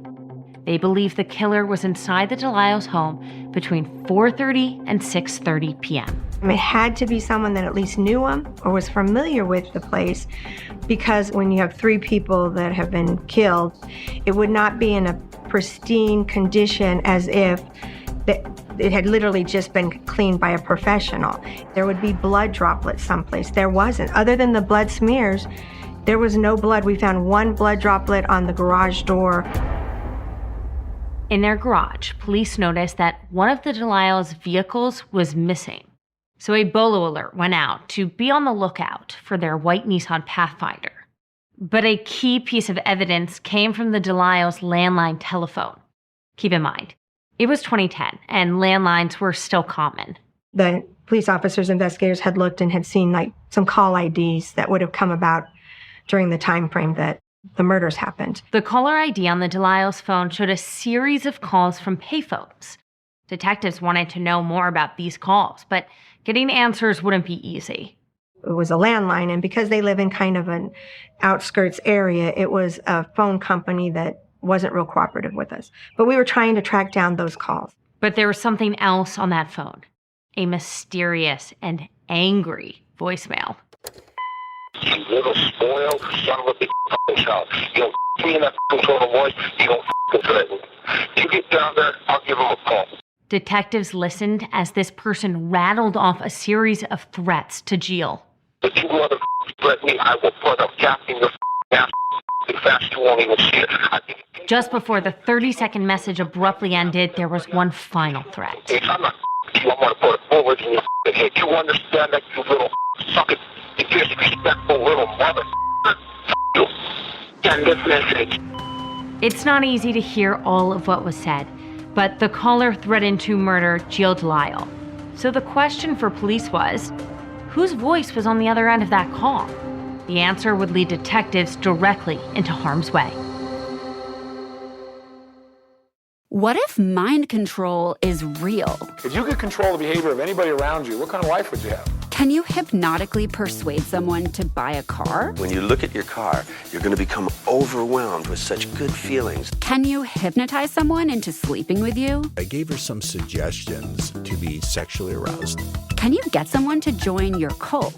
NLP was used on me to access my subconscious. NLP, aka Neuro-Linguistic Programming, is a blend of hypnosis, linguistics, and psychology. Fans say it's like finally getting a user manual for your brain. It's about engineering consciousness. Mind Games is the story of NLP. Its crazy cast of disciples and the fake doctor who invented it at a New Age commune and sold it to guys in suits. He stood trial for murder and got acquitted. The biggest mind game of all? NLP might actually work. This is wild. Listen to Mind Games on the iHeartRadio app, Apple Podcasts, or wherever you get your podcasts. This season on Dear Chelsea with me, Chelsea Handler, we've got some incredible guests like Kumail Nanjiani. Let's start with your cat. How is she? She is not with us anymore. Okay, great way to start. So this is a great beginning, and hopefully you'll be able to, I don't know, maybe you will cry. Amanda Seyfried. Life is so short. If you feel something like that, you have that fire in you for this experience. It's not for a guy. It's for the experience of being in love, and like it's bigger than a guy. Elizabeth Olsen. I love swimming naked so much. And I know you love taking pictures of yourself naked. Yes, I love to be naked. I just want to be in my brown underwear all the time. Ross Matthews. You know what kids always say to me? Are you a boy or a girl? Oh my God. All that's the time. So funny. I know. Love it. So I'm always like, hi. Or I try to butch it up for kids, so they're not confused. Yeah, but you're butching it up. It's basically like an angry woman. It's like Doris Day. Right? No, I turn into B. Arthur. Listen to these episodes of Dear Chelsea on the iHeartRadio app, Apple Podcasts, or wherever you get your podcasts. Hey there, this is Dr. Jesse Mills, director of the Men's Clinic at UCLA Health and host of the Mailroom podcast. Each January, guys everywhere make the same resolutions. Get stronger, work harder, fix what's broken. But what if the real work isn't physical at all? To kick off the new year, I sat down with Dr. Steve Poulter, a psychologist with over 30 years' experience helping men unpack shame, anxiety, and emotional pain they were never taught to name. In a powerful two-part conversation, we discuss why men aren't emotionally bulletproof, why shame hides in plain sight, and how real strength comes from listening to yourself and to others. Guys who are toxic, they're immature, or they've got something they just haven't resolved. Once that gets resolved, then there comes empathy and some compassion. If you want this to be the year you stop powering through pain and start understanding what's underneath, listen to The Mailroom on the iHeartRadio app, Apple Podcasts, or wherever you get your favorite shows. On the afternoon of April 14th, 2010, Jill and Helga Delisle and their business partner, Peter Wythe, were murdered in the Delisle's home. Sergeant Joe Renault investigated. I could tell that it wasn't a robbery immediately. It didn't appear that the house was ransacked. It didn't appear that the bodies had been rummaged through. And for a husband and a wife, all being elderly, it puts an exclamation point on what that killer wanted to do. This was a triple murder inside of a home, but the crime scene was surprisingly clean. So what we had was the 3 bodies and evidence on the bodies, 9mm casings, and a missing vehicle that belonged to Mr. Delisle. There was also a series of phone calls to the Delisle's landline. These calls originated from payphones around the time of the murders. Plus, there was the mysterious voicemail. I'm going to put a bullet in your head. You understand that, you little sucking, you disrespectful little mother? You. He was very angry. He was leaving a message in a very threatening voice and ultimately stated, "I will put a bullet in your head." Detectives learned that the person who left that message was the same contractor the Delisles had sued. Yes, the same contractor who they were to square off against in court the day after they were killed. He was a business associate, if you will, and his name was Gino Fieri. Prosecutor Amy Orlando quickly learned that Gino had been a thorn in the Delisle side for years. These people had been through just a nightmare of trying to protect their business from Gino. He had taken assets. He had mismanaged their property. Gino owed them money. By the time his tab climbed over $1 million, Jill sued him, but Gino filed for bankruptcy. He had filed bankruptcy fraudulently. And so that morning, that hearing was going to solve it all. It was going to end that relationship once and for all, to the detriment of Gino. But instead of collecting that money from Gino, the 3 never made it to court that Thursday because they were murdered that previous afternoon. Police found the bodies in the Delisle's Las Cruces home. And so it was shocking to everybody. We had never had a case where 3 people had been killed all in one home and all at one time. When investigators returned to the initial 911 call, the Delisle's lawyer even mentioned Gino by name. Okay, and who are the subjects that they're afraid of? A guy named Ferry, Ferri. First name is Gino. Okay, now did they ever express any sort of fear? Oh, yeah, all the time. Yeah, we were concerned. We talked about it a number of times. He tended to act like a bully. Gino fancied himself what we believe to be kind of a big, scary person. So it's pretty obvious what's going on here. Gino was behind these murders, and he wasn't afraid. On top of that, no one was really sure what Gino did for a living, other than run his mouth. He just seemed to be one of those people that tried to have his fingers in a lot of different people's business. He never really owned anything or really did anything successful in his own right. He just always was like trying to make the next dollar. In other words, a scam artist, a con artist. Sergeant Joe Renault took a closer look into Gino Ferry's past and found numerous fraud charges. We started to piece together his modus operandi of how he got investors to give him money. He would ask for $150,000 from this guy to buy this apartment complex, and then I promise I'll remodel it and it'll be a 50% additional return on your investment. And then when this guy that loaned him the money started yelling, then he'd go out and find another investor to do the same thing, but he'd take that investor's money to pay back that investor. If the investors struck a chord with Gino as far as them threatening to sue him, you don't want to with me, you don't want to screw with me, and he had a very threatening demeanor, and investors were convinced that he might do something to them and they would back off. So there was very few people who risked any civil action against Gino. So we know that Gino threatened the Delisles, but could detectives prove Gino was responsible for their murders? We had what I would classify as very little evidence. It was circumstantial, pointing to Gino. When Sergeant Renault questioned Gino at his home, a few things stood out. He portrayed himself as being a soprano. He was Italian. He wore a gold necklace. He wore a gold medallion. And his shorts were always unbuttoned down to mid-chest, and he had a hairy chest. He tried to portray himself as don't screw with me. And his cell phone even had a ringback tone, which was the Sopranos theme song. And all of this would be laughable for a lot of people. But with Gino, it was terrifying. He wasn't your typical suspect.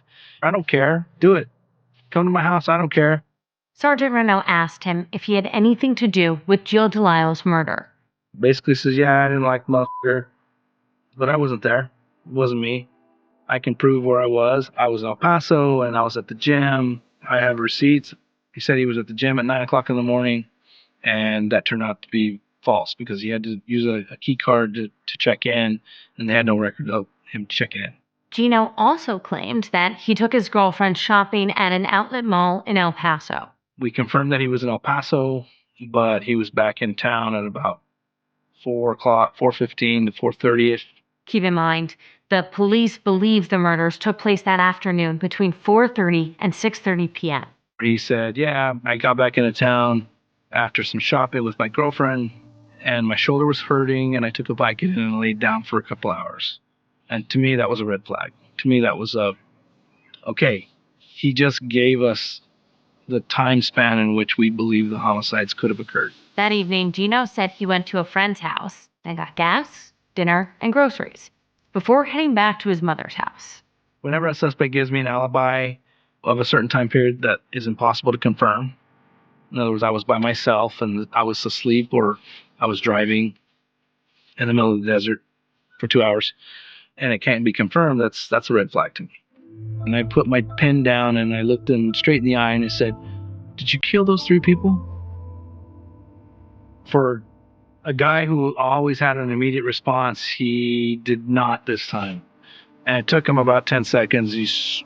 No, I didn't have anything to do with that. You know that. You're wasting your time.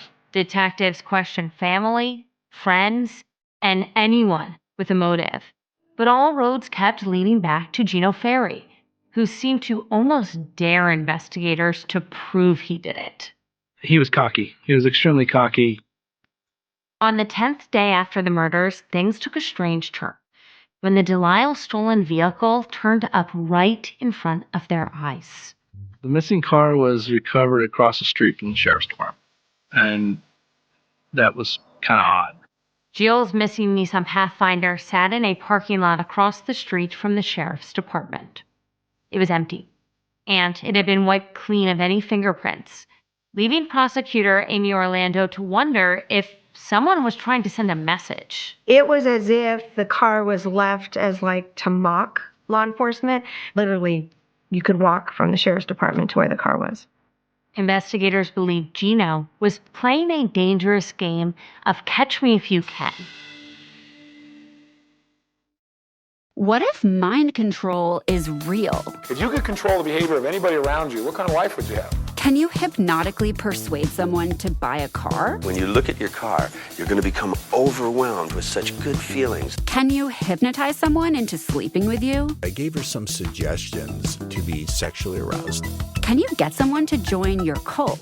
NLP was used on me to access my subconscious. NLP, aka Neuro-Linguistic Programming, is a blend of hypnosis, linguistics, and psychology. Fans say it's like finally getting a user manual for your brain. It's about engineering consciousness. Mind Games is the story of NLP. Its crazy cast of disciples and the fake doctor who invented it at a New Age commune and sold it to guys in suits. He stood trial for murder and got acquitted. The biggest mind game of all?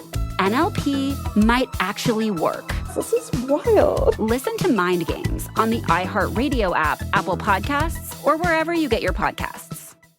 This season on Dear Chelsea with me, Chelsea Handler, we've got some incredible guests like Kumail Nanjiani. Let's start with your cat. How is she? She is not with us anymore. Okay, great way to start. So this is a great beginning, and hopefully you'll be able to, I don't know, maybe you will cry. Amanda Seyfried. Life is so short. If you feel something like that, you have that fire in you for this experience. It's not for a guy. It's for the experience of being in love, and like it's bigger than a guy. Elizabeth Olsen. I love swimming naked so much. And I know you love taking pictures of yourself naked. Yes, I love to be naked. I just want to be in my bra and underwear all the time. Ross Matthews. You know what kids always say to me? Are you a boy or a girl? Oh my God. All the That's time. so funny. I know. love it. So I'm always like, hi. Or I try to butch it up for kids, you know, so they're not confused. Yeah, but you're butching it up is It's basically like an angry woman. It's like Doris Day. or Right? something. No, I turn into B. Arthur. Listen to these episodes of Dear Chelsea on the iHeartRadio app, Apple Podcasts, or wherever you get your podcasts. Hey there, this is Dr. Jesse Mills, director of the men's clinic at UCLA Health and host of the Mailroom podcast. Each January, guys everywhere make the same resolutions. Get stronger, work harder, fix what's broken. But what if the real work isn't physical at all? To kick off the new year, I sat down with Dr. Steve Poulter, a psychologist with over 30 years' experience helping men unpack shame, anxiety, and emotional pain they were never taught to name. In a powerful two-part conversation, we discuss why men aren't emotionally bulletproof, why shame hides in plain sight, and how real strength comes from listening to yourself and to others. Guys who are toxic, they're immature, or they've got something they just haven't resolved. Once that gets resolved, then there comes empathy and some compassion. If you want this to be the year you stop powering through pain and start understanding what's underneath, listen to The Mailroom on the iHeartRadio app, Apple Podcasts, or wherever you get your favorite shows. Jill and Helga Delisle were found murdered in their Las Cruces, New Mexico home in April 2010. Their business associate, Peter Wythe, was also executed. I lost a good friends. So I'm sad about that. The loss affected their neighbor, Bob Senecal. We had a service for him at the Farm and Ranch Museum, heavily attended because they had a lot of friends.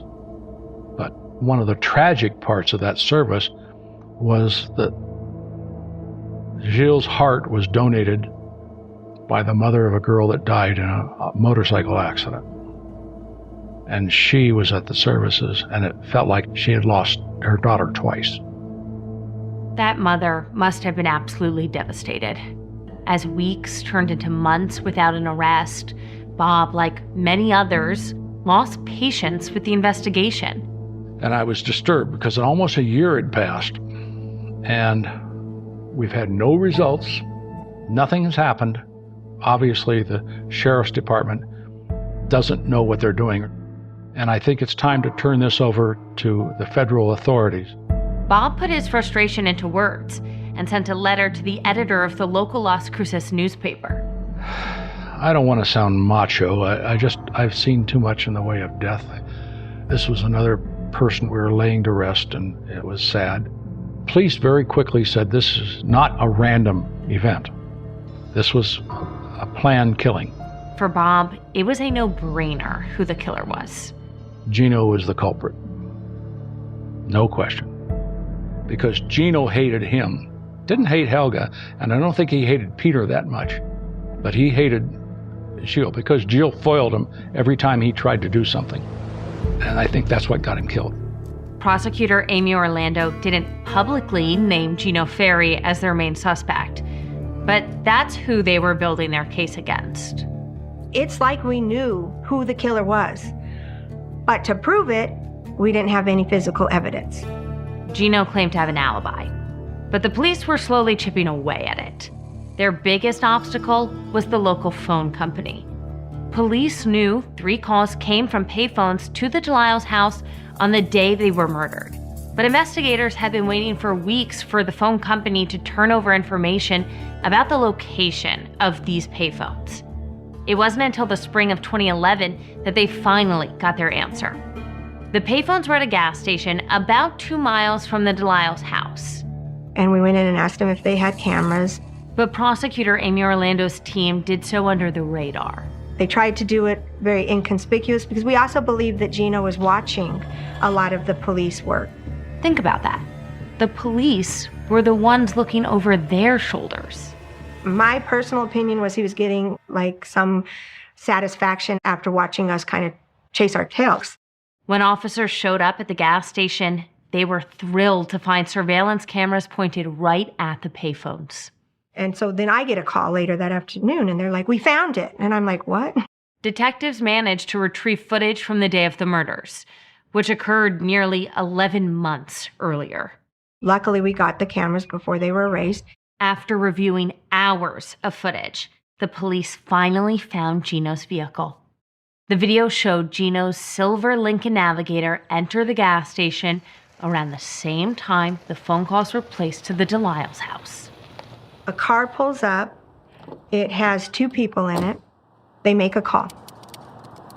They get back in the car, and it kind of looks like it fits the description of Gino. There's also someone else driving the car, but that person never exited the vehicle. The car leaves and heads towards the direction of the victims. But there's a problem. The video is grainy, and the car is parked in the distance where shadows make it difficult to see who the 2 men are. Police kept searching the footage and discovered that a little while later, another car pulled up and parked near the same payphone. But again, the phone is far off in the distance, making it difficult for police to tell who it was. The building sits here and it's a ways on the whole other side of the parking lot. This time, there's just one person in the vehicle. He got out of the car, made a phone call, and then walked towards the convenience store attached to the gas station. Comes into the store, buys a soda, we believe to get change. The video from the camera inside the store is much clearer, but there's still a problem. You can't really make him out completely because he has a baseball cap on. The white male appears heavy-set.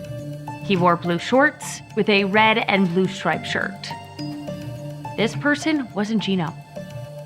The video shows this unknown man buy a soft drink and then exit the store. He used the change from his purchase to make another phone call from the payphone. Seconds later, he hung up, got in his car, and drove away. So now we know that those 2 calls in the time frame from the video match up to the calls that came in on the victim's home. Now we have to find out who that person is. Using Gino Ferry's phone records, the police learned the man from the gas station is named Ricky Huckabee. Ricky was a convicted felon who served 10 years in prison for armed robbery. He was in his mid-50s, did odd jobs for Gino, and even lived in a building that Gino's mom once owned. When the police searched Ricky's home, they found that red and blue striped shirt he wore at the gas station. But they also found a gun. The problem for Ricky is that federal law prohibits convicted felons from possessing a gun. We bring him in, and the investigators talk to him about how he knows Gino, what's going on with Gino. We would like to hear your side of the story, okay? Okay. The way those surveillance videos work, they're time-stamped. You're there, you stopped out there at the phone booth and made a phone call. It was made to the DeLisle's residence, and you're standing there at the payphone making it. You don't remember calling over there? No, I don't. Well, you did. That's the thing. At first, Ricky was uncooperative and said he didn't remember much, but detectives kept pushing. They pulled out copies of Gino's phone records to refresh Ricky's memory. You and Gino talk throughout the day. There's about a 2-hour and something minute window that he doesn't call anybody, and there's about a 3-hour window that you don't call anybody, but you're there at that payphone making a phone call over to the victim's residence after all this happened. So I don't know if you helped him out, if you guys planned it. You guys are trying to implicate me in something I had nothing to do with, and I would have no part of something like that. That's a fact. Well, there's no blood on my hand. Ricky Huckabee denied having anything to do with the murders. But police wondered, was he holding back because he was afraid of Gino? He likes the people to have the fear of him. It's his ego, you know? After some back and forth, and some assurance from law enforcement that they'd protect Ricky and his family, Ricky did a 180 and shared what happened the night of the murders. So his version was that he got a call from Gino. Gino tells him, I need you to meet me at the Rio Grande River. Don't bring a cell phone, and I need you to meet me here at a certain time. Mr. Huckabee thinks it's a little bit odd, but he goes and meets him there. Gino gets into Ricky's car and asks Ricky to drive him to the Delisle's house. Gino then said he wanted to try to negotiate with them one more time before they went to court. This is my last meeting time with them, so I need you to take me there. On the way there, Gino had Ricky stop at a gas station to make a phone call. This was captured in the surveillance footage. Gino told Ricky he wanted to be sure Jill was home, but police believe Gino called to make sure that no one was home. There was no answer, so Gino hung up the phone and got back in the car. So Mr. Huckabee drives him there, drops him off. He's carrying a duffel bag, and he gets out, and he's like, well, you need me? And he goes, no, I'll get a ride back. Don't worry about it. I'm just going to meet him here. This way they have to talk to me. He says, meet me back at the river. Mr. Huckabee goes back to the river and sits. After about an hour, he starts to get nervous, and he kind of is thinking, well, how is Gino going to come here? Maybe I should call. So Ricky Huckabee drives back to the gas station where surveillance cameras captured Ricky calling the Delisle's house. Again, there's no answer. So Ricky drove back to the river and waited for Gino. 30 to 45 minutes passed before Gino showed up in the Delisle's Nissan Pathfinder. Mr. Huckabee doesn't ask any questions. He knows something probably isn't great that happened, but he doesn't know that they were killed. Gino explained that he had to get rid of the car and instructed Ricky to follow him. Gino then parked the Nissan across the street from the sheriff's office and had Ricky drive him back to get his vehicle. He goes into the little restroom there. It's an outhouse kind of restroom. And he is still carrying a duffel bag. And when he comes back out, duffel bag is gone and his clothes are changed. Ricky later met Gino at a frozen yogurt stand where he shared some shocking details. He just confided in me that he did the triple homicide. When did he do that? The same evening. The same evening? Same evening. And just that he did the man first, the other guy, and the woman. Since Gino built the house, he had a key and knew the layout. He let himself in, wore a mask and gloves, and waited for the Delisles to arrive. But he wasn't expecting Peter Wythe to show up. When Peter arrived, Gino chased and shot him in the bathroom. What did he shoot him with? I think a 9mm Uzi or something like that. 9mm Uzi? I think so. Okay. What made Ricky Huckabee go from saying he didn't know anything to ratting out Gino? We have to tread lightly on trusting him. So we said, will you wear a wire? And he says he will. The hope was that Ricky would record Gino confessing to the triple murder. But things got off to a rocky start. Well, every time it just seemed odd to us because it wouldn't turn on. It would stop. So again, we were a little suspicious of him. Like, why is it not working? When the wire finally started working, detectives heard something startling. Gino kept telling Ricky Huckabee, I think there's somebody snitching me out. He knew somebody was giving us information. And he told Ricky, I'm going to kill whoever it is, I'm just going to kill him. Was Gino sending a message to the police or to Ricky? we were getting worried because we were thinking that he might be catching on, and how's he finding out this information? And this is going to get bad. With Ricky Huckabee potentially in danger, detectives had to work overtime to put Gino Ferry away. Gino was just a hothead. If you said the wrong thing, it pressed a button and the fuse was lit. And so we had to convince the DA that we've got to charge this guy. He's too dangerous. But Gino wasn't going down without a fight. He was going to make us pay. He was going to make our families pay. And the battle turned into a full-out war. We had to have the bomb dogs come. We had snipers on the roof. In my career, I've never seen anything like it. All of which would push the people of Las Cruces to their limits. Nerve-wracking. Very nerve-wracking. This was not your typical game of cat and mouse. Keep in mind, police were contending with a cold-hearted, cold-blooded murderer. Here are the lengths law enforcement had to go to in order to put Gino Ferry behind bars. That's next time on American Homicide. You can contact the American Homicide team by emailing us at americanhomicidepod@gmail.com. That's americanhomicidepod@gmail.com. American Homicide is hosted and written by me, Sloan Glass, and is a production of Glass Podcasts, a division of Glass Entertainment Group in partnership with iHeart Podcasts. The show is executive produced by Nancy Glass and Todd Gans. The series is also written and produced by Todd Gans, with additional writing by Ben Fetterman and Andrea Gunning. Our associate producer is Kristen Mulcurry. Our iHeart team is Allie Perry and Jessica Kreinchak. Audio editing and mixing by Matt Del Vecchio. Additional editing support from Nick Aruka, Tanner Robbins, Britt Robichaux, and Patrick Walsh. American Homicide's theme song was composed by Oliver Baines of Noiser.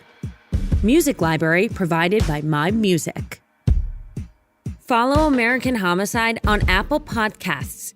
And please rate and review American Homicide. Your 5-star review goes a long way towards helping others find this show. For more podcasts from iHeart, visit the iHeartRadio app, Apple Podcasts, or wherever you get your podcasts.